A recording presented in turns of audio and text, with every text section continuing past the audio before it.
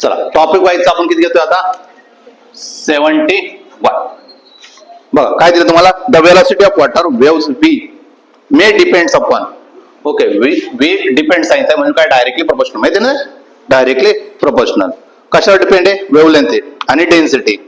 Lambda आणि कशावर depend दिलाय, डेन्सिटी. अजून and acceleration due to gravity म्हणजेच काय अरे रो आणि काय जी अशाच्यावर तो डिपेंड आहे. आणि काय काढायला त्याने, the method of dimension gives the relations between this quantity. आपल्याला त्याच्याबद्दल काय द्यायचंय, क्वांटिटी बद्दल रिलेशन द्यायचं त्यांना. ओके, क्वांटिटी बद्दल रिलेशन द्यायचंय. आता याच्यामध्ये काय दिलं त्याने, डायरेक्टली प्रोपोर्शनच्या फॉर्म मध्येच दिले, पण आपल्याला माहित नाही नेमके लॅम्बडा हा डायरेक्टली प्रोपोर्शनल 1 आहे का 2 आहे का 3 माहित नाही. आपल्याला तर माहिती ना, v इज इक्वल टू काय, लॅम्बडा रो आणि इथं काय जी. मला सांगा v म्हणजेच काय रे, मीटर पर सेकंद. लॅम्बडा म्हणजे काय, मीटर. डेन्सिटी म्हणजे काय, KG upon metre, sorry KG per metre cube असतं ना, केजी पर मीटर क्यूब असतं. जी म्हणजे काय रे, मीटर पर सेकंड स्क्वेअर.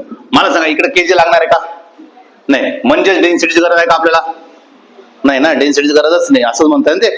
आणि राहिला प्रश्न, यांच्यामध्ये प्रोडक्ट करा आणि नंतर रूट घ्या. म्हणजेच काय केलं 1/2 आणि काय केलं 1/2. म्हणजेच काय, v is directly proportional to the lambda 1/2 आणि g पण काय 1/2. ऑप्शन नंबर, ऑप्शन असा आहे का, ऑप्शन नाहीये बरोबर ना. पण आता तुम्हाला एवढं कळणं गरजेचं आहे, हा 1/2 नाहीये, मग याला काय करा, स्क्वेअर करा. याला जसं स्क्वेअर केलं तर लॅम्बडा 1 होऊन जाईल आणि g पण काय होऊन जाईल 1. असं ऑप्शन आहे. म्हणजे v square is directly proportional to the. Logic कळालं का, असे क्वेश्चन पण करू शकतात. पण आपलं बेसिक कन्सेप्ट तर आहे.